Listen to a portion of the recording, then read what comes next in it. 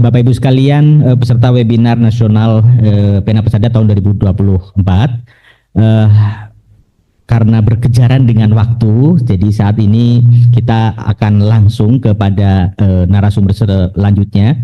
Jadi tadi kalau pembicara narasumber pertama kita berbicara tentang buku digital sebagai dari perspektif penulis, kemudian selanjutnya kita disambung dengan bagaimana kemudian otoritas buku dalam hal ini Perpusnas menyediakan dan menjamin keamanan dalam buku digital itu, dan selanjutnya kita akan menyaksikan pemaparan dari Ketua Umum Ikatan Penerbit Indonesia Bapak Aris Hilman Nugraha yang akan melihat dari sisi yang selanjutnya bagaimana kemudian industri buku itu dijalankan ketika penulis bisa menulis sendiri, menerbitkan sendiri dan seterusnya, lalu bagaimana rantai distribusi buku dan ekosistem penerbitan buku akan bisa bertahan dan bisa berkembang.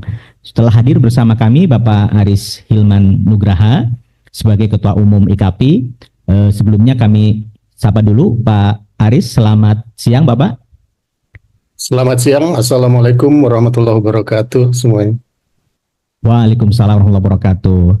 Sehat Pak Aris ya, kami sempat tadi khawatir dihubungi belum langsung aktif begitu Bapak, jadi kami sangat khawatir, tapi alhamdulillah di tengah-tengah kesibukan Pak Aris tentu saja senantiasa mendukung dan membersamai kami. Ini adalah pertemuan kedua kami dan tahun lalu Pak Aris juga bersama kami di agenda webinar dengan tema yang lain, dan alhamdulillah pada kesempatan siang ini kita berdiskusi kembali tentang hal yang mungkin lebih spesifik tentang buku digital.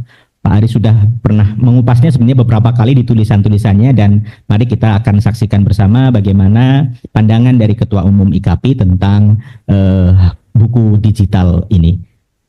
Menyingkat waktu kepada Pak Aris Hilman Nugraha kami sepenuhnya persilahkan. Baik, terima kasih Pak Andi. Salam juga untuk Ibu Bapak, Pak Darmadi dari Universitas Muhammadiyah Purwokerto, kemudian juga Ibu Bapak, para dosen, para mahasiswa yang hadir pada hari ini. Senang saya bisa mendapatkan kesempatan untuk bertemu dengan Ibu dan Bapak pada hari ini. Mudah-mudahan saya bisa memantik sebuah diskusi tentang apa yang sedang kita hadapi pada dunia perbukuan terkait dengan perkembangan digital dan transformasi yang kita lakukan di dunia digital ini. Saya sudah buka, apakah sudah tampak Ibu dan Bapak, Pak Andi? Sudah Pak, sudah. Ya, baik, akan saya buka sebentar.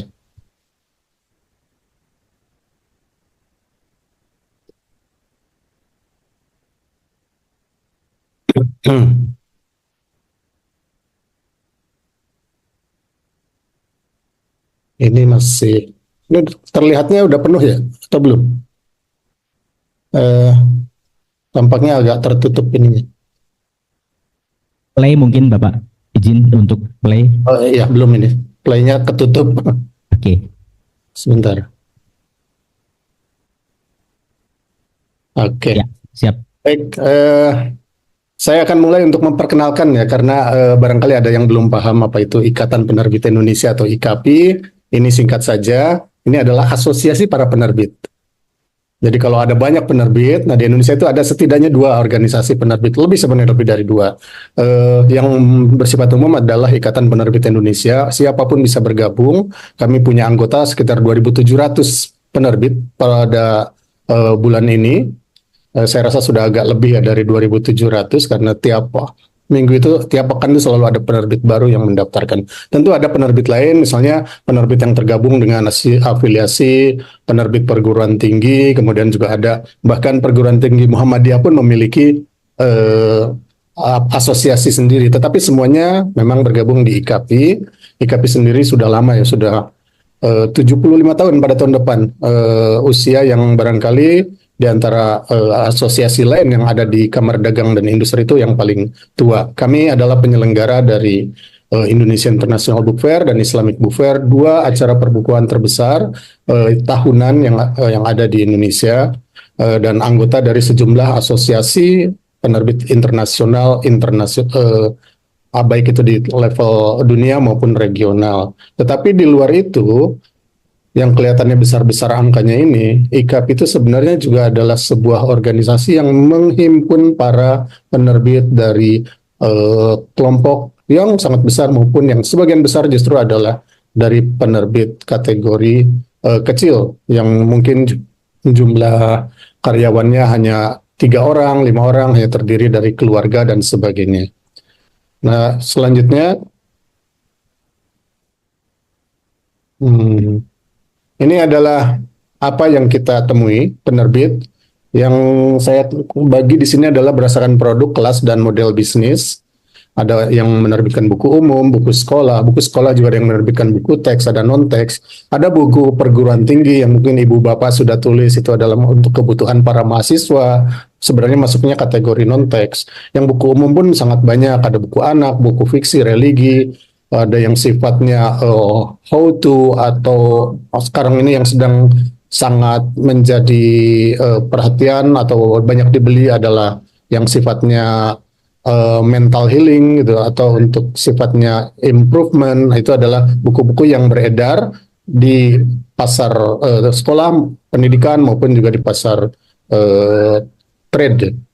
Tentu di sini tadi saya katakan ada yang kelas penerbitnya dan ada juga model bisnisnya yang baik itu full menjual buku atau ada selain itu juga jasa menjual buku penerbitan, kemudian tentu juga dengan menjualnya.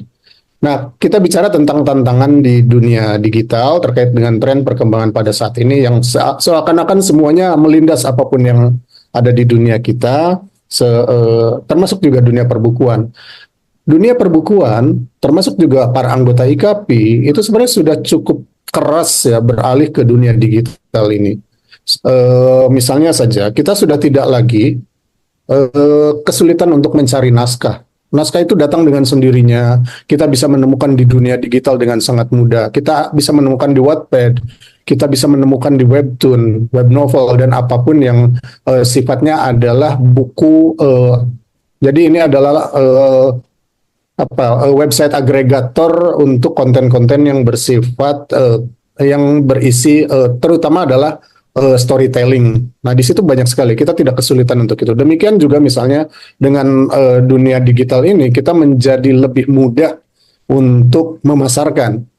Jadi baik dari mulai promosi, bahkan dari sejak proses pembuatan buku secara digital ini, kita memiliki akses kepada calon-calon pembaca buku, sehingga bahkan untuk membuat judul, membuat cover buku, itu semua bisa dilakukan dengan mendapatkan feedback terlebih dahulu dari calon-calon pembaca kita. Kalau dulu kita membuat buku ya sudah sampai selesai, kemudian kita sebarkan kepada masyarakat, masyarakat memberikan feedback, baru pada cetakan kedua kita bisa melakukan perbaikan. Kalau dengan era digital ini, semua hal itu bisa kita perbaiki di awal. Ini sebenarnya juga yang terkait sekali dengan perkembangan di dunia digital, ketika manajemen itu tidak lagi menunggu sesuatu untuk menjadi sempurna untuk bisa disampaikan kepada customer atau pada end user. Di dunia digital, dimanapun, sekarang proses manajemen itu adalah selalu mendapatkan input, feedback di awal dari proses produksi, tanpa harus menunggu, semua perbaikan bisa dilakukan di awal. Ini adalah mengubah apa yang selama ini kita kenal sebagai manajemen proses produksi fonten ya, atau air mancur. Ini sekarang menjadi lebih ke kita bisa mengoreksi di awal. Nah, banyak sekali. Selain itu juga tentu kita melihat berkah dari dunia digital ini, perkembangan digital tentu pada proses penjualan, ada marketplace, ada perpustakaan digital, ada proses produksi buku dengan platform suara, misalnya audiobook, ada buku PDF, ada buku yang sifatnya interaktif. Kita menyebutnya sebagai buku digital generasi keempat, yang anak-anak kita bisa memasukkan ke dalamnya tidak hanya feedback, tetapi juga bahkan bisa memasukkan formula yang dia inginkan, sehingga setiap buku itu menjadi karena menjadi interaktif, setiap buku itu menjadi sangat customized dari satu pembaca ke pembaca yang lain sesuai dengan kebutuhan para pembacanya. Nah, ini juga kemudian misalnya di ujung dari pemasaran kita ada podcast, kita juga mengenal apa yang kita sebut sebagai alih wahana, tidak hanya dari platform PDF saja, tidak hanya dari cetak ke buku digital saja, tetapi dari buku digital menjadi wahana film, menjadi merchandise, bisa menjadi segala macam, menjadi musik, menjadi komik, bahkan bisa menjadi industri pariwisata. Ini yang kita sebut kemudian sebagai meleburnya IP, intellectual property, dari sebuah karya itu menjadi sangat mudah untuk cair, untuk beralih ke platform-platform yang lain. Ini adalah berkah yang kita dapatkan dari dunia digital. Jadi walaupun kita menemukan tantangan dari YouTube, kita menemukan tantangan konten gratis dari media-media online, seperti saya di sini tuliskan Detikcom, kita mendapatkan tantangan dari informasi suara dari Spotify, kita mendapat tantangan dari TikTok, kemudian dari webtoon, Wattpad, dan musik. Tapi pada dasarnya kita juga mendapatkan hal baru dari dunia digital ini yang membuat buku menjadi sesuatu yang seharusnya itu menjadi lebih menarik untuk kita. Tetapi juga artinya begini, kita memang bisa beralih platform buku-buku tersebut, tapi tantangan besar juga itu bukan dari buku digital.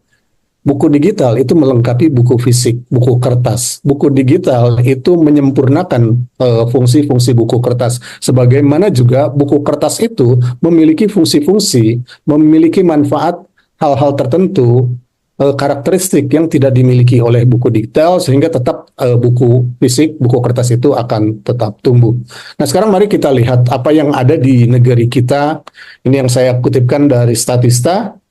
Penduduk kita 278,7 juta, ini sangat besar. Ini sangat mendukung landscape digital kita. Dan kita lihat bahwa ada 3 hal paling tidak yang mendukung. Yang pertama adalah tingkat melek huruf kita yang sangat tinggi. Secara nasional, tingkat melek huruf di kita itu 96%. Di Pulau Jawa itu 99%. Sebenarnya ini di sini terbagi lagi, perempuan berapa persen, laki-laki berapa persen.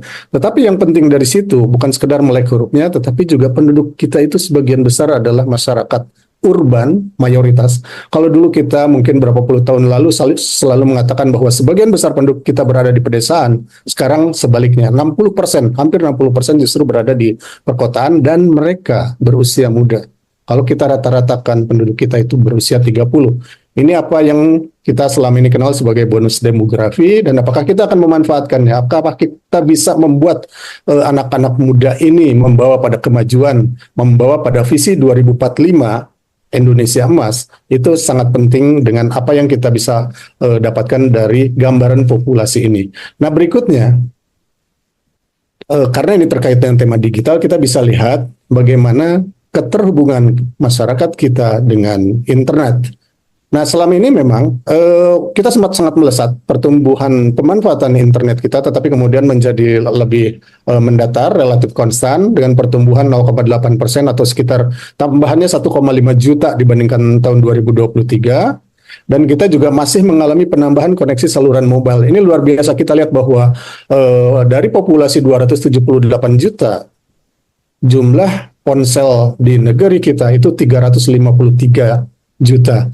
Artinya 126,8% dari populasi.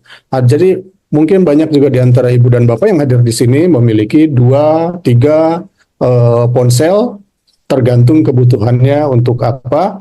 Yang ini sebenarnya semakin menunjukkan bahwa masyarakat Indonesia sebenarnya secara digital sudah cukup terkoneksi dengan baik. Tetapi kita juga lihat bahwa sebenarnya walaupun kita cukup terkoneksi dengan baik, secara gambaran besar dengan tadi jumlah kepemilikan ponsel yang mencapai 126,8%,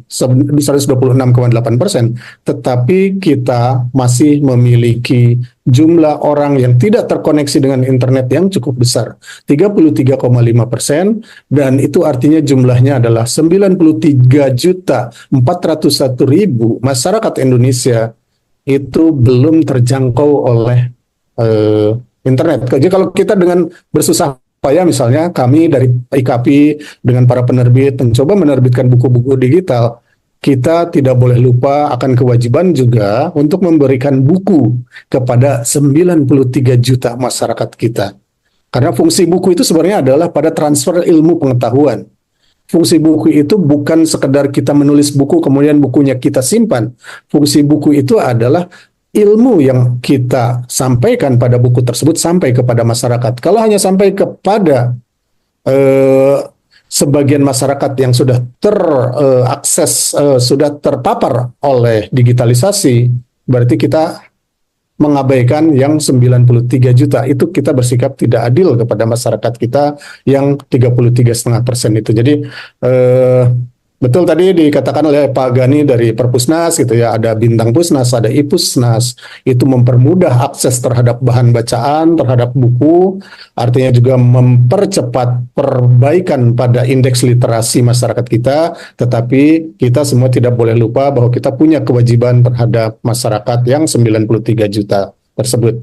Nah, ini bagaimana masyarakat kita melihat menggunakan internet. Sebenarnya sudah cukup bagus. Jadi masyarakat kita menggunakan internet itu pertama untuk pengetahuan, yang kedua untuk interaksi, dan yang ketiga untuk inspirasi.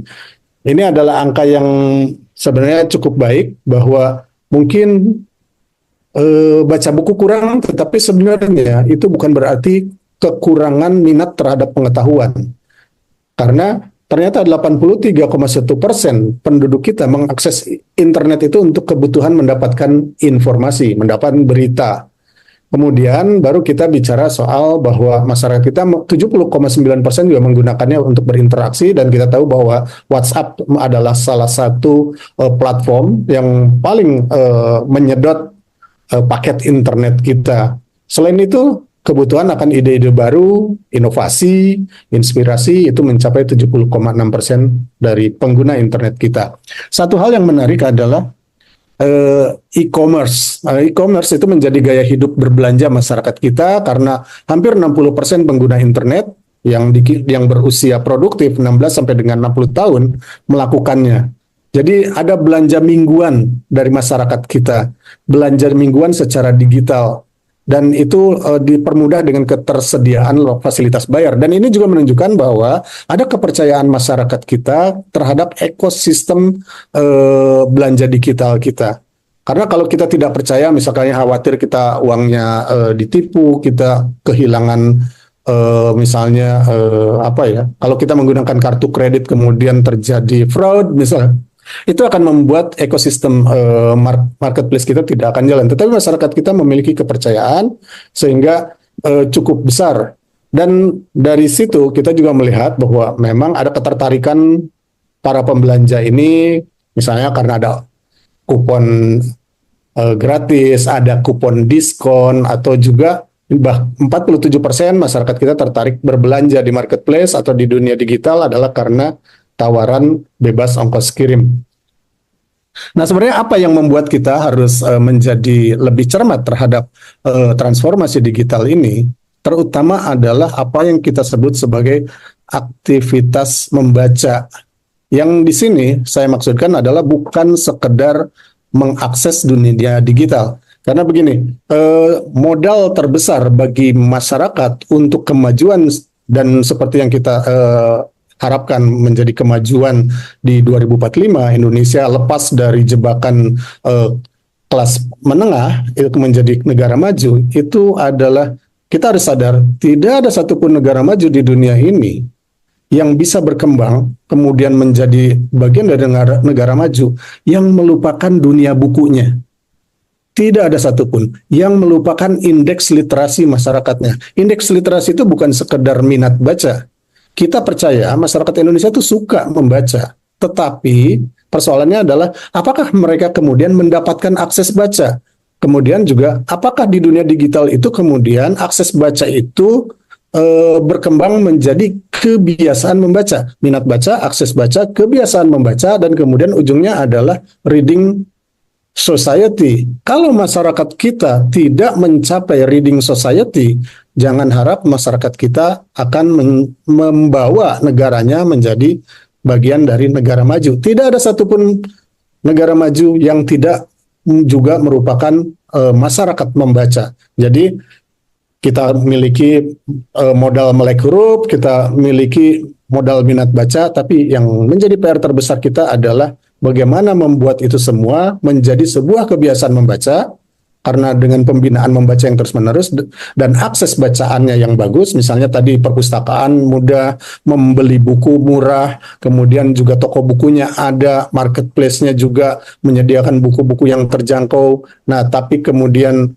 kita juga punya kebiasaan masyarakat, pemerintah membuat gerakan literasi nasional yang membuat kita semua aktif membaca, maka barulah kita akan sampai pada modal terbesar, yaitu masyarakat dengan kebiasaan membaca atau reading society. Tetapi persoalannya adalah begini, ini adalah pergeseran yang terjadi karena terkait dunia digital. Betul-betul karena terkait dunia digital. Tidak, ini dikaji sebelum terjadinya pandemi COVID 2019, bahwa membaca adalah hobi favoritku itu mengalami penurunan. Kemudian juga pendapat bahwa bagi saya membaca adalah buang-buang waktu, itu justru mengalami peningkatan. Demikian juga bahwa saya membaca hanya untuk mencari informasi yang saya perlukan, tidak membaca misalnya untuk kesenangan, itu juga mengalami peningkatan. Dan orang yang suka membicarakan buku itu justru juga mengalami penurunan. Kemudian perubahan kebiasaan membacanya ini bisa kita lihat dari survei atau risetnya OECD. Penurunannya terjadi di sebelah kiri dari grafik ini. Majalah mengalami penurunan paling besar 26,6%, membaca komik juga turun, membaca fiksi juga turun. Yang paling besar sekali di sini adalah penurunan pembaca koran harian. Itu sampai di sini minus 29,6%. Pertumbuhannya itu artinya penurunan hampir sepertiga dari masyarakat kita. Membaca untuk kesenangan juga mengalami penurunan, tetapi kita bisa lihat pada kolom biru bahwa membaca email meningkat, chatting online apalagi meningkat sampai 60,7 karena tadi itu fungsi interaksi yang kita manfaatkan dari dunia digital. Online news juga mengalami peningkatan, tentu ikut forum, artinya WhatsApp group itu juga mengalami peningkatan. Jadi ini adalah hal yang harus kita lihat. Nah, ini yang tadi saya katakan, walaupun misalnya kita memerlukan literasi digital, walaupun kita memerlukan literasi finansial, walaupun kita memerlukan literasi misalnya budaya dan sebagainya, tetapi nomor satu sebenarnya adalah literasi baca dulu yang harus kita tumbuhkan. Ini adalah modal keterampilan abad 21, dan yang nomor satu adalah kemampuan baca tulis sebenarnya. Ini persoalan besar. Semenjak 2014 kita mengalami penurunan yang luar biasa dari 403 misalnya. Untuk sains kita mengalami penurunan, untuk matematika juga kita mengalami penurunan indeks. Ini untuk membaca penurunan yang paling tajam. Hampir 40 poin hanya dalam waktu 2015 sampai 2022. Hanya dalam waktu 7 tahun kita mengalami penurunan yang luar biasa. Dan ini menunjukkan, ini adalah risetnya OECD yang kita kenal sebagai PISA, Program for International Student Assessment. Jadi pengujian kepada anak berusia 15 tahun, artinya mungkin sekitar umur kelas 3 SMP atau 1 SMA, mereka diuji dan ternyata terjadi kerusakan ya, dalam indeks ini, penurunan yang tajam terutama adalah pada bidang kemampuan membaca. Anak-anak kita dikasih bacaan yang pendek-pendek, mereka masih paham, tapi begitu kalimatnya sudah agak panjang sedikit, kemudian abstraksinya ditingkatkan lebih tinggi, kemudian anak-anak itu gagal memahami apa yang terkandung dalam teks yang diujikan kepada mereka. Ini sangat membahayakan karena kita bisa lihat ini Indonesia posisinya di kiri bawah, yang menunjukkan bahwa masyarakat Indonesia dengan indeks literasi yang rendah, kesulitan untuk membedakan fakta dan opini. Maka tidak heran kalau di negeri kita sangat mudah orang mempercayai hoax, menyebarluaskan hoax, percaya pada fake news, percaya pada hal-hal bohong gitu, yang penting menyenangkan hati, karena memang ini sangat terkait dengan indeks literasi kita. Ini adalah dunia digital yang ada di sekitar kita. Terjadinya semua ini adalah juga sebagai dampak dari digital. Walaupun kita mendapatkan berkah dari dunia digital, kita juga menghadapi kesulitan dalam persoalan ini. Apalagi kita mengalami pembajakan yang luar biasa. Justru tadi misalnya terkait dengan open access misalnya. itu seharusnya yang membiayai negara ya, bukannya penerbit. Kalau tidak, penerbit tidak akan sustain, penerbit tidak akan bisa bertahan. Hari ini menerbitkan buku, nanti tahun depan sudah tidak ada lagi perusahaannya. Jadi yang membuat buku kita bisa diakses secara gratis, misalnya di Perpustakaan Nasional, itu yang membiayai memang seharusnya adalah pemerintah. Saya setuju dengan Pak Gani tadi. Pak Gani juga dulu adalah anggota IKAPI dari Universitas Syekh Kuala ketika beliau masih di sana, sekarang pindah ke Perpusnas di Jakarta. Tentu beliau paham bahwa para penerbit ini harus dibantu untuk bisa tetap bertahan. Yang bisa bantu adalah pemerintah. Antara lain tadi itu, jangan membuat buku bajakan meruyak banyak sekali di masyarakat kita. Buku itu, setiap buku tidak bisa dijual digital dalam bentuk format PDF-nya, dibagi-bagikan, tidak bisa. Harus menggunakan apa yang tadi disebut sebagai digital rights management. Kalau ada yang menjual tanpa digital rights management, itu kita perlu cermati karena sangat besar kemungkinan itu adalah buku yang ilegal. Ini tadi sudah saya sampaikan, kemudian, nah inilah persoalannya, pelanggaran hak ciptanya sangat berat, baik di dunia pasar umum, yang terjadi adalah beredarnya PDF-PDF buku bajakan, juga yang terjadi berupa penyebarluasan, termasuk di kampus-kampus. Para dosen itu menyebarkan PDF misalnya, itu tidak boleh. Kalau mau menggratiskan buku karya Anda sendiri, misalkan ibu bapak punya buku dalam format digital, jangan dibagikan PDF-nya, tetapi masukkan ke digital rights management, misalnya masukkan ke Perpusnas. Nah, nanti mahasiswa kita minta untuk mengaksesnya di Perpustakaan Nasional. Berikan akses misalnya tidak hanya 10 buku di Perpustakaan Nasional itu, misalnya masuk ke Bintang Pusnas, masukkanlah misalnya jumlah buku yang besar sehingga dan itu bisa diakses secara gratis dan tidak perlu antrian panjang. Atau masukkan misalnya ke platform penjualan digital. Ada Google misalnya, Google Playbook. Masukkan saja ke situ, kasih harga Rp0. Tetapi jangan bagi-bagikan PDF. Karena itu akan membuka kotak Pandora yang membuat masyarakat kita menjadi sangat permisif terhadap pelanggaran hak cipta. Ini pernah kita survei tahun 2019 dan kita mengalami kerugian para penerbit ini cukup besar. Hanya dari 11 penerbit saja nilai kerugiannya sudah ratusan miliar, dan bayangkan dengan jumlah anggota 2.600 hampir 2.700 penerbit, berapa kerugiannya. Ini hanya dari 11 saja kerugiannya sudah luar biasa besar. Jadi ini yang membuat nanti industri penerbitnya tidak sustain. Maka yang terjadi, yang rugi adalah masyarakat kita juga. Kita harus stop semua itu, jangan permisif terhadap bahan bacaan ilegal, jangan permisif terhadap buku-buku hasil bajakan. Kita harus memerangi itu. Kenapa? Karena energi kreatif kita, para penulis, editor, desainer, ilustrator, penerjemah, penyadur, toko buku, dan sebagainya, itu akan habis untuk memerangi para pembajak ini, dan bukunya tidak akan berkembang.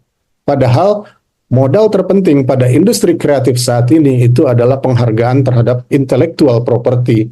Buku kita bisa menjadi film, buku kita bisa menjadi musik, menjadi merchandise, bisa menjadi action figure, menjadi destinasi wisata. Itu adalah karena kreativitas mungkin yang berawal dari para penulis buku. Mudah-mudahan ke depan tidak ada lagi kebijakan pemerintah seperti yang saya cantumkan di sini. Ada kebijakan pemerintah yang merugikan para penerbit buku, karena kebijakan ini yang disebut sebagai safe harbor policy itu sebenarnya lebih safe harbor untuk para marketplace, tetapi ini tidak menguntungkan para penerbit buku karena kita menjadi sangat mudah terlanggar hak cipta kita, hak ekonomi, hak moral kita ketika para penjual buku bajakan itu cukup take down saja dari marketplace, maka mereka seakan-akan tidak pernah melakukan kesalahan, seakan-akan tidak ada tindak pidana yang terjadi ketika take down terjadi. Dan proses take down itu tidak mudah, karena marketplace juga bertahan agar jumlah vendor mereka atau tenan mereka banyak, misalnya, atau mereka juga memerlukan jumlah pengakses yang banyak, dan itu bermodalkan pada apapun penjual di sana, baik yang legal maupun ilegal. Ini adalah hal yang kita ingin selesaikan, dan kita tidak ingin bernegosiasi dengan para perompak tersebut. Ini adalah, walaupun ini ada delik pidana, delik aduan, bukan delik pidana biasa, tetapi kita memang harus berperang dengan mereka. Ini situasi perbukuan. Saya masih ada waktu ya Pak Andi ya? Masih Bapak, masih. Oke, ini situasi industri kita di 2024 di dunia digital ini. Dampak pandemi COVID masih terasa. Toko buku konvensional, luring, bricks and mortar sudah buka. Tidak ada toko buku yang tutup, tapi persoalannya itu toko tersebut sepi pengunjung. Mungkin sebagian sudah bermigrasi ke toko digital. Jumlah tokonya juga masih semakin sempit. Walaupun itu juga toko berjaringan mungkin tumbuh jumlahnya, tetapi secara luas areanya toko buku tradisional ini mengalami penyempitan. Pameran buku sudah berlangsung, sudah mulai rame, masyarakat juga kita sadari makin terbiasa untuk berbelanja secara digital dan penjualan buku digital. Namun satu hal, penjualan buku digital tidak pernah bisa menggantikan secara penuh penjualan buku digital. Yang kita harapkan adalah tanggung jawab kita bersama, ini sesuai dengan undang-undang tentang sistem perbukuan, bahwa kita harus membangun ekosistem perbukuan yang sehat, yang tergambar dengan hubungan yang produktif, harmonis, dan berkeadilan di antara para pelaku perbukuan. Siapa pelaku perbukuan? Ada penulis, editor, penerjemah, penyadur, desainer, ilustrator, penerbit, pencetak, pengembang buku elektronik, dan toko buku. Dan pemerintah itu berkewajiban untuk melindungi semua itu, sehingga masyarakat pembaca yang berada di luar ekosistem perbukuan menurut undang-undang ini itu mendapatkan hak yang wajar atas penggunaan buku. Nah, itu sudah kita lakukan, makanya ada perbaikan. Ini juga penting untuk para penerbit, termasuk juga nanti Pak Andi juga di sini, bagaimana bahwa kita juga yang bergerak di hulu perbukuan, mari kita tingkatkan mutu kita tingkatkan kualitas produk kita. Buku-buku kita harus bermutu, buku harus berkualitas, dan itu ada standar kompetensi kerja pelakunya. SKKNI, pelaku perbukuan sudah keluar, kita usahakan untuk bisa memenuhi itu, dan tugas utama kita adalah membuat buku tersebut sampai ke masyarakat, bukan sekedar buku itu terbit, tetapi buku tersebut sampai ke masyarakat, sehingga fungsi buku sebagai jembatan bagi informasi dan inovasi itu bisa tercapai. Nah, ini elemen kompetensinya banyak. Kemudian bagaimana IKAPI di sini? IKAPI tetap menjadi yang terdepan dalam penyediaan buku tersebut. Dan kita punya tanggung jawab sebagai penerbit. Nah, kita melihat bahwa memang kelompok penerbit buku perguruan tinggi tumbuh sangat pesat. Namun di sisi lain untuk para penerbit buku umum mengalami stagnasi. Penerbit berorientasi pada produksi buku yang bermutu, menarik minat baca dan sesuai dengan kebutuhan pembaca. Sesuai dengan kaidah yang disusun dalam undang-undang juga sudah tersampaikan, ada standar mutu terkait penyajian, desain, dan grafik.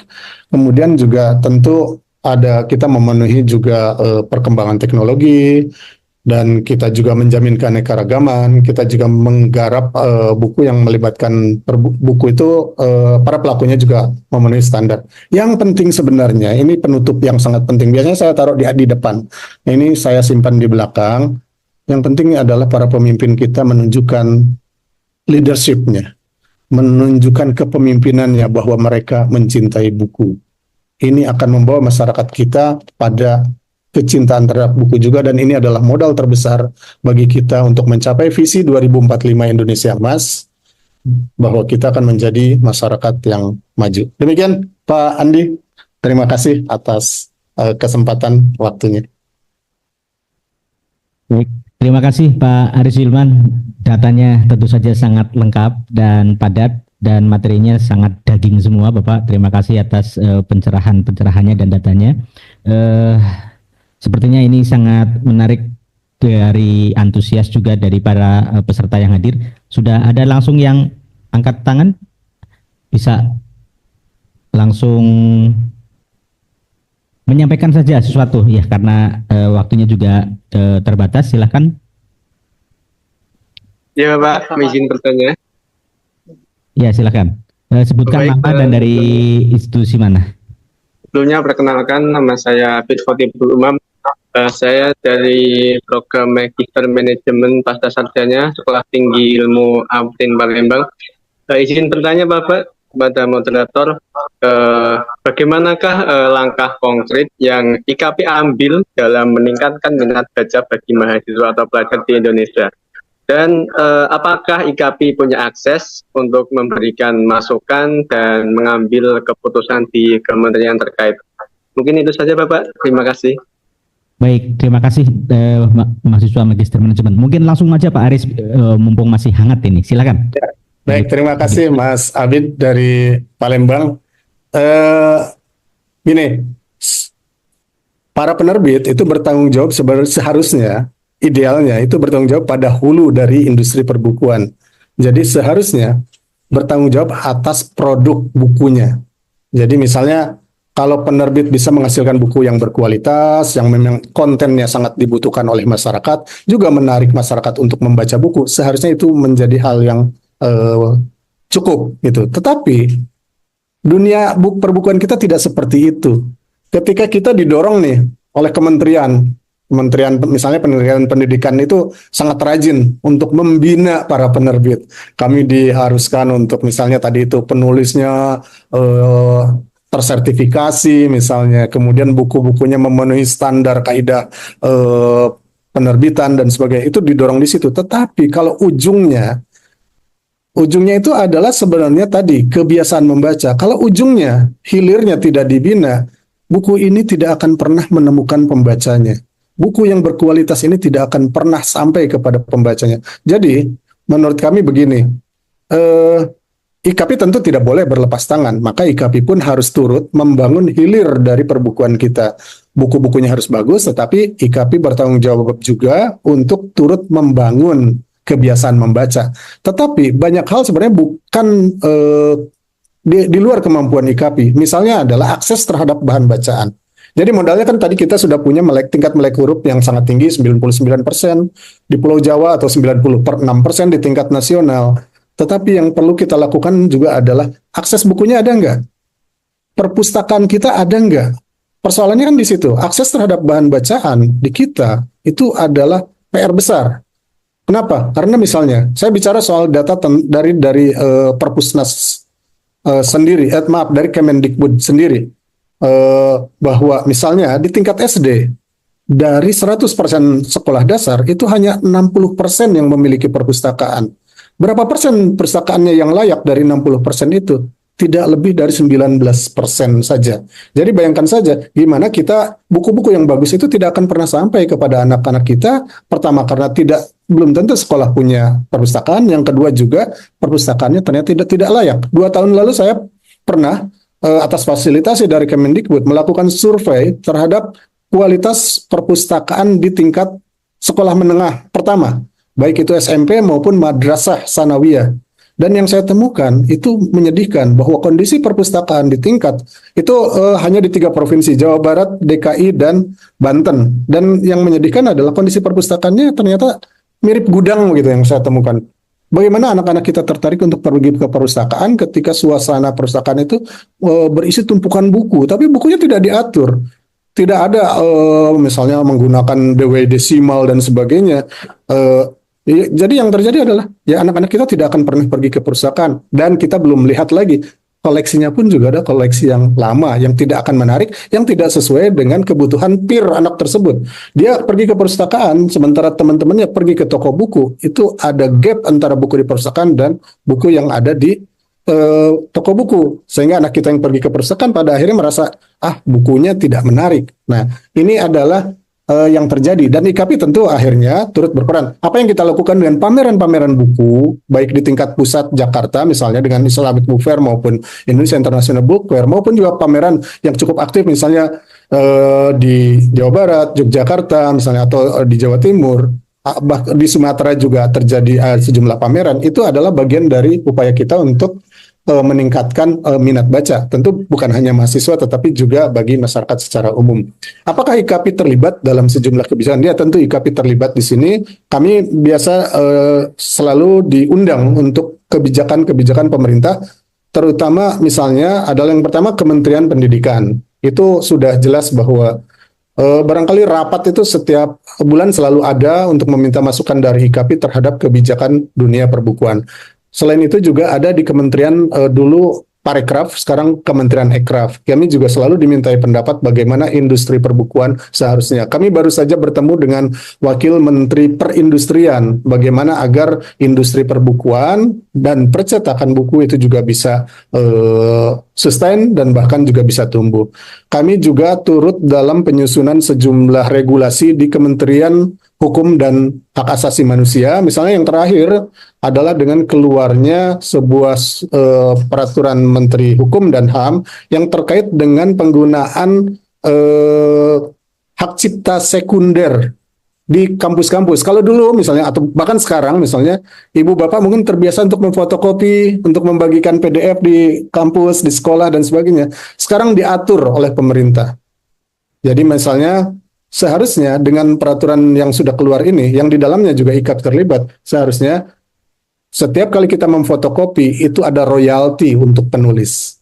Setiap kali misalnya ada pengedaran halaman tertentu dari buku karya penulis tertentu, itu penulisnya harusnya mendapatkan royalti. Ini adalah kalau sumbernya dari buku, makanya itu disebut sebagai penggunaan hak sekunder dari sebuah buku. Jadi insya Allah memang IKAPI terlibat di sini, tetapi kami sudah sampaikan dalam pertemuan dengan Menteri Pendidikan Dasar dan Menengah, ada sekitar 17 ya, saya lupa, belasan rekomendasi kepada Kementerian Dikdasmen agar tidak hanya berkutat pada persoalan bagaimana buku bermutu.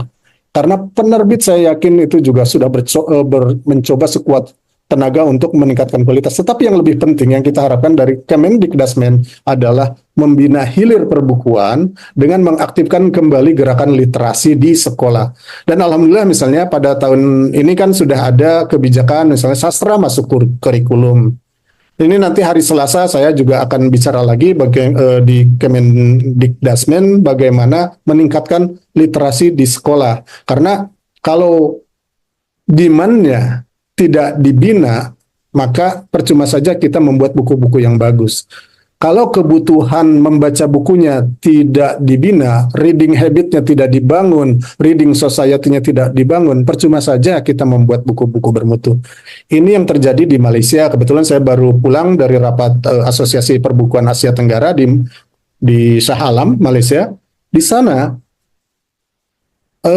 pemerintah langsung Perdana Menteri mengatakan, silakan ada 1 triliun uang dalam rupiah ya, 1 triliun rupiah.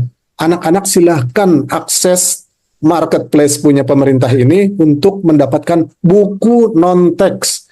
Buku apapun yang disukai, tidak mesti buku pelajaran, buku non-teks. Jadi bayangkan saja diumumkan oleh Perdana Menteri, soal buku itu diumumkan. Jadi ini yang saya sebut sebagai leadership, ketika pemimpin sebuah negara menunjukkan kecintaan kepada buku. Nah ini yang kita harapkan. Nanti juga kita akan memberikan masukan kepada kementerian-kementerian bagaimana agar mari sekarang kita mulai deh dari demand-nya dulu, membuat masyarakat kita mencintai buku. Kalau sudah demand-nya bagus, mungkin kita para penerbit juga nggak perlu lagi misalkan minta insentif fiskal misalnya, potongan harga kertas ataupun pengurangan pajak dan sebagainya. Karena begitu kita lihat misalnya di industri Korea Selatan misalnya, begitu demand-nya tumbuh, penerbit juga akan tumbuh.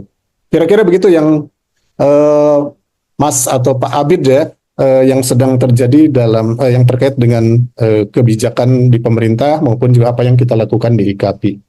Baik, terima kasih jawabannya Pak Aris dan pertanyaan dari Mas Abid. Mungkin satu lagi pertanyaan dari Mas Anggun Gunawan. Yang tentu sudah sangat ingin berpartisipasi dalam diskusi kita siang hari ini. Silakan Mas Anggun, langsung saja. Oke, makasih. Ya, makasih Pak Andi. Suara saya bisa didengar ya? Jelas. Halo? Dengar dengan jelas. Jelas. Oke, selamat siang Pak Hilman. Saya ingin sedikit Pak, terutama sekali terkait dengan pemecahan di beberapa kementerian gitu kan ya. Kalau yang saya perhatikan memang regulator terkait dengan buku ini kan banyak ya Pak ya. Misalnya kayak gini, untuk yang di industrinya sendiri dia masuk ke industri kreatif, yang itu sekarang sudah bukan Kemenparekraf lagi, tapi sudah masuk ke Menteri Industri Kreatif sendiri gitu. Sementara untuk regulator yang lain, untuk buku pendidikan masuk ke Pusbuk yang ada di Dikdasmen mungkin sekarang. Dan mungkin terpecah juga dengan Dikti Saintek gitu kan ya. Nah, kita juga belum tahu nih untuk yang buku-buku perguruan tinggi siapa sih yang akan mengurusnya gitu. Jadi saya melihat memang ada ketimpangan Pak, di mana regulator itu kan tersebar di berbagai kementerian atau juga badan gitu kan ya. Kira-kira menurut Pak Hilman ini apa ya, situasi seperti ini membuat kita di ekosistem perbukuan ini menjadi galau atau sebenarnya ada titik terangnya gitu? Karena memang dulu kita pernah menggagas terkait dengan komite buku yang itu menjadi kayak semacam lembaga yang itu dia mengatasi semua apa ya kementerian, sehingga itu menjadi sebuah titik koordinasi gitu kan ya. Tapi kan KBN itu kan dibubarkan pemerintah dan nggak jelas lagi ini buku mau dibawa kemana. Berbeda dengan Perpusnas yang dia langsung bertanggung jawab kepada presiden dan diberikan anggaran cukup besar. Kalau di buku kan nyambang-nyambang nih Pak ya, maksudnya di Pusbuk juga ada, kemudian juga industri kreatif juga masuk subsektor yang 17 itu gitu. Itu yang pertama Pak. Yang kedua adalah saya mencoba untuk melihat bagaimana relasi antara penerbit terutama IKAPI dengan platform. Itu kan dua entitas yang berbeda ya Pak ya. Dan seolah-olah memang IKAPI tidak punya kekuatan ya ketika berhadapan dengan platform. Makanya ketika masuk ke Perpusnas cuma dua yang masuk tuh, Bintang Pusnas dari Kubuku, kemudian Ipusnas dari Aksara Maya gitu kan ya. Dan itu buku-bukunya kan kebanyakan dari anggotanya Pak Hilman sendiri yang kemudian mungkin dimediatori lah gitu kan ya oleh Kubuku dan juga Aksara Maya untuk bisa masuk ke proyeknya Perpusnas gitu. Akhirnya kan saya melihatnya sepertinya kita di penerbit ini sebagai sub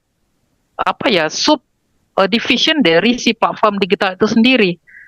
Jadi saya ingin melihat pandangan Pak Hilman sebagai sebagai ketua IKAPI, melihat relasi apakah sudah sehat sih relasi antara platform buku digital ini dengan teman-teman penerbit gitu. Mungkin dua itu saja Pak pertanyaan dari saya. Terima kasih Pak. Terima kasih Mas Anggun Gunawan, tentu pertanyaannya sangat tajam. Silakan langsung kepada Pak Hilman untuk menanggapi. Baik, terima kasih Pak Anggun, karena beliau ini memang pengamat perbukuan, jadi pasti akan tajam. Jadi pakarnya perbukuan. Yang pertama tentu terkait dengan kementerian ya. Ini persoalan besar di kita. Dulu saja ketika masih Kemendikbudristek itu saya melihat kesulitan yang besar dalam komunikasi kebijakan perbukuan. Jadi waktu itu misalnya Kemendikbud memiliki roadmap, Kemenko PMK memiliki roadmap, Kemenparekraf memiliki roadmap, semua terkait dengan perbukuan. Tidak ada satu lembaga yang mengatasi itu semua, dan yang lebih parah, tidak ada satupun bagian dari kementerian itu yang mencoba untuk mengambil inisiatif memimpin sebuah upaya perbukuan gitu. Tidak ada. Masing-masing mungkin merasa tidak memiliki kewenangan untuk menjangkau yang lainnya. Jadi akhirnya adalah ya sulit, perbukuan kita tidak bisa berkembang. Saat ini Kementerian Pendidikannya kita sekarang bahkan menjadi 3 sebenarnya. Yang satu, Pusbuk berada di bawah Dikdasmen. Tetapi bagaimana bahwa fungsi buku untuk diplomasi budaya itu adanya di Kementerian Kebudayaan. Tetapi buku sebagai industri adanya di Kementerian Ekonomi Kreatif, dan buku untuk perguruan tinggi itu adanya di Kementerian Pendidikan Tinggi dan Ristek. Nah, ini adalah persoalan besar, dan sebenarnya juga kita memang sudah mengkhianati amanat Undang-Undang Nomor 3 Tahun 2017. Di situ dijelaskan bahwa seharusnya urusan buku ini ditangani oleh sebuah lembaga yang bertanggung jawab langsung kepada menteri. Tetapi yang terjadi sekarang, Pusbuk itu kan eselon 2. Dia berada di bawah Beskap. Sekarang juga berarti ada kementerian lain, yaitu Diktiristek, juga kebudayaan. Tentu itu beda lagi. Sementara undang-undang mengatakan menteri yang dimaksud dalam undang-undang ini adalah menteri yang menangani bidang pendidikan. Lalu yang mana? Apakah Dikti, apakah Dikdasmen. Nah, saya memang pada akhirnya ya Pusbuk saya lihat tetap berada saya dengar ada terjadi tarik menarik antara satu kementerian dengan yang lain. Pusbuk ini mau ditaruh di mana? Tapi hasilnya sudah ada. Sekarang Pusbuk tetap berada di bawah Beskap dan Beskap berada di bawah Beskap itu Badan Standarisasi. Maaf, saya kok jadi lupa. Asesmen pendidikan ya. Dan kurikulum dan asesmen pendidikan. Nah itu adanya di situ dan itu ke Dikdasmen. Pada akhirnya saya melihat begini saja, ini memang tidak ideal, tetapi pada saat ini untuk fungsi utama literasi itu lebih cocok memang di Dikdasmen. Kenapa? Karena kita sulit memperbaiki orang-orang yang sudah tua untuk bisa memiliki reading habit yang baik. Baiklah, mari kita mulai dari anak-anak kita ini gitu. Jadi kalau kita bisa membangun anak-anak yang suka membaca, yang memiliki reading habit yang baik, mereka kelak anak-anak ini toh akan juga nanti ke dikti, mereka juga akan menjadi bagian masyarakat umum, tetapi mereka sudah terbangun untuk menjadi reading society gitu. Tetapi terus terang, ini adalah persoalan besar. Kalau kita lihat di Malaysia, misalnya itu sudah jelas, ada namanya kota buku di bawah Kementerian MOI, ya. MOI itu ya Kementerian Pendidikan, Ministry of Education. Ada kota buku. Kota buku ini sebenarnya semacam LSM, badan usaha. Tetapi dia mengkoordinasi semua fungsi-fungsi yang terkait dengan perbukuan dari semua kementerian. Jadi dia memiliki tangan untuk ke toko buku, dia memiliki tangan untuk ke penerbit, memiliki tangan untuk ke percetakan dan sebagainya. Dan sehingga satu arah gitu perkembangan perbukuan di sana itu menjadi lebih baik daripada kita gitu. Nah di kita sampai saat ini, waktu kami pada bulan hanya 2 minggu setelah Menteri Pendidikan di Mendikdasmen dilantik, kami mendapatkan kesempatan beraudiensi. Yang kami sampaikan nomor 1 adalah penguatan lembaga bidang perbukuan sehingga memiliki kemampuan untuk mengordinasi semua gerakan terkait dengan pembinaan industri maupun konten perbukuan ini. Jadi menurut saya Kemendikdasmen ini harus mengambil peran lebih, tidak lagi merasa merasa underdog di bawah yang lainnya, karena undang-undang mengamanatkan dia untuk mengordinasi semua itu. Karena kalau tidak ada yang take a lead gitu ya, tidak ada yang mau memimpin dunia perbukuan ini, maka perbukuan kita tidak akan kemana-mana. Misalnya industri, kita tahu di Ekraf, dulu di zamannya Parekraf, industri perbukuan itu bukan apa-apa.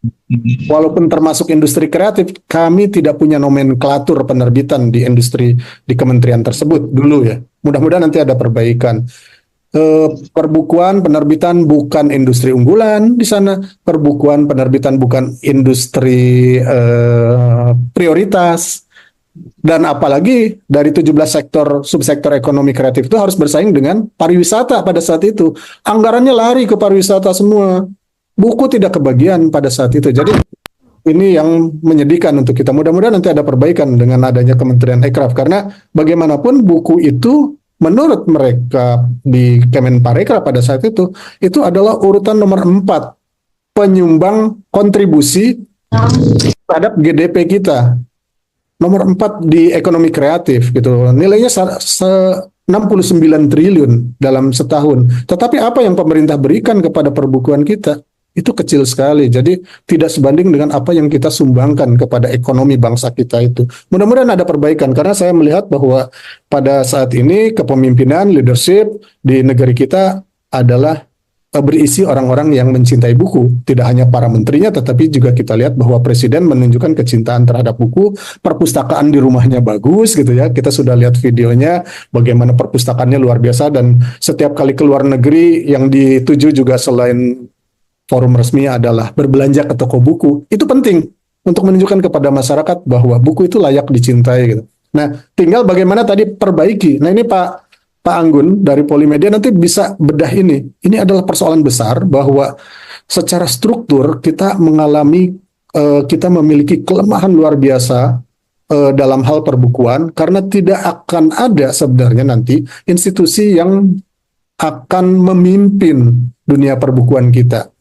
Pusbuk mungkin akan asik dengan buku-buku pelajaran sekolah, oke buat saya, biarlah nanti anak-anak kita lah berarti. Tapi kan kita juga ingin perbaikan koordinasi dengan Kemenko PMK-nya ada perbaikan, dengan Kementerian Ekonomi kreatifnya juga nanti juga lebih berjalan bekerja sama. Bahkan sekarang misalnya dengan Kementerian Kumham yang tadi saya katakan misalnya bahwa kita sekarang punya peraturan regulasi bahwa tidak boleh di kampus sembarangan memfotokopi buku misalnya.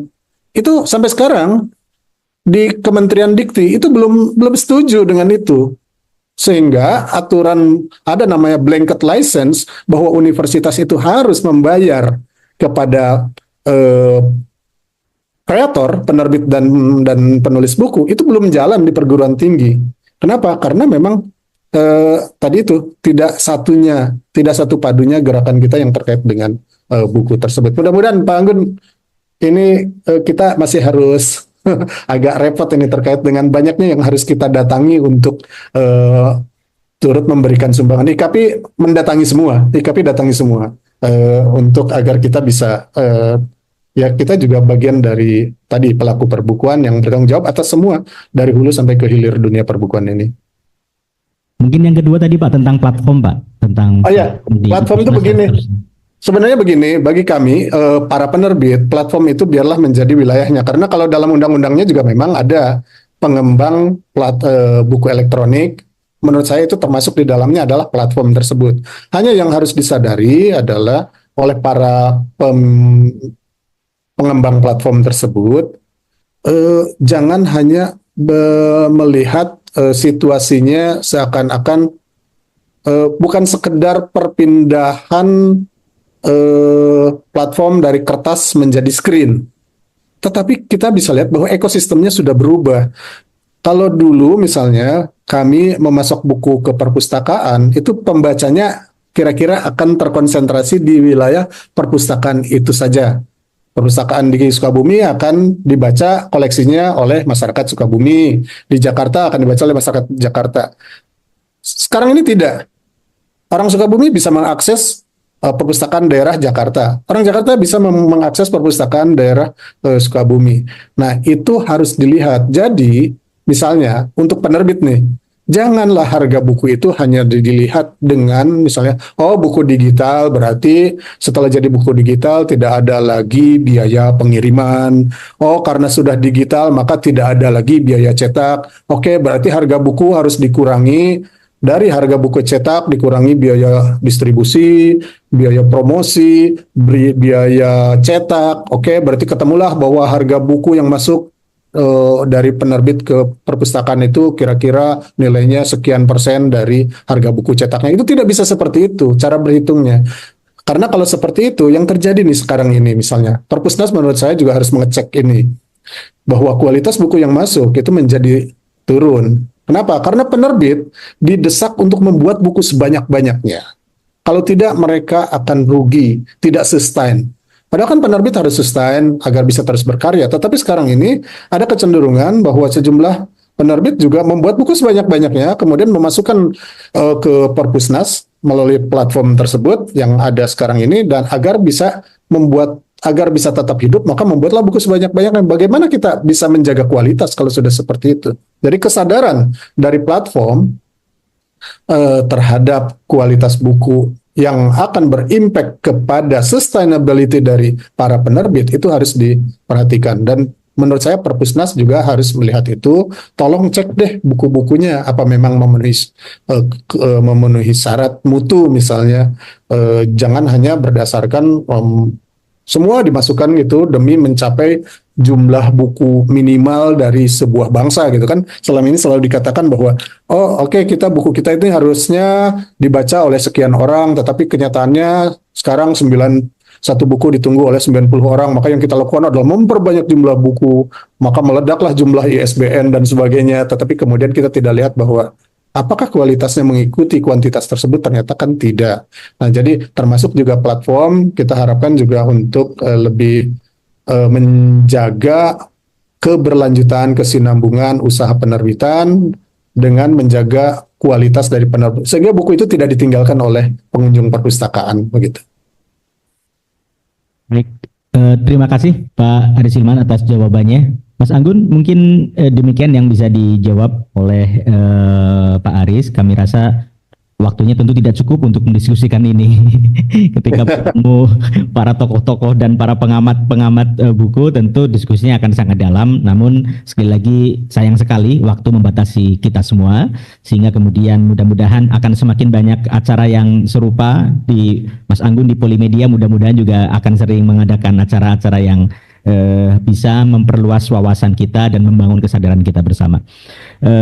Mohon maaf Pak Hilman, karena kesan waktu kami tidak bisa menampung diskusi dari peserta-peserta yang lain. Sebelum mengakhiri, mungkin ada kata penutup yang perlu atau pesan penting yang perlu disampaikan oleh Pak Hilman kepada kita semua. Kepada Pak Hilman, silahkan, kami persilahkan. Baik, saya tertarik ya dengan tema pada hari ini terkait dengan tren dunia digital. Bagi kita di dunia perbukuan itu sebenarnya apapun perkembangan tersebut kita bisa masuk di situ. Mau ada AI, cover buku kita sudah menggunakan AI misalnya. Sebagian konten kita gunakan AI untuk mempercepat pekerjaan kita. Tapi memang buku itu sebenarnya sebuah kesenian sebenarnya, selain juga sebuah karya intelektual. Jadi memang keterlibatan manusia itu menjadi sangat penting di dalamnya. Tetapi apapun platform yang kita punyai, mau cetak, mau digital, mau apapun nanti akan ada, misalnya ke depan kita bicara tentang konten. Dan ketika kita bicara tentang konten, maka yang penting adalah sebenarnya bagaimana isi buku tersebut. Bagaimana para dosen menulis buku yang bermutu, berisi ilmu pengetahuan, berisi inovasi, dan itu harus sampai kepada masyarakat kita, bukan menjadi sekedar koleksi dari para penulisnya. Jadi inti dari buku itu di situ, sampai ke para pembaca, dan yang penting ini adalah karya intelektual.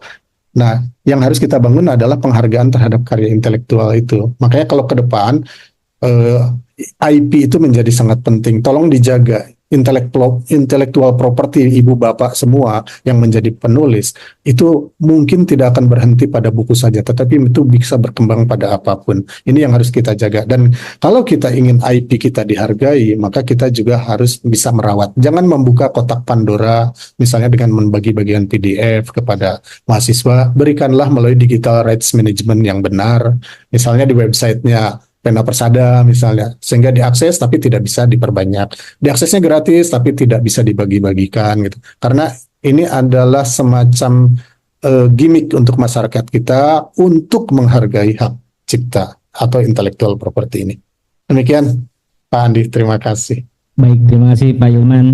Kami penerbit Pena Persada yang alhamdulillah pada tahun ini berusia 5 tahun Pak. Ini usia membangun awal kami. Mudah-mudahan di tahun selanjutnya kami sudah cukup untuk bisa mengembangkan kualitas, mengembangkan diri penerbit ini akan lebih baik lagi. Mohon doa, dukungan dari Ketua IKAPI untuk kemajuan literasi kita.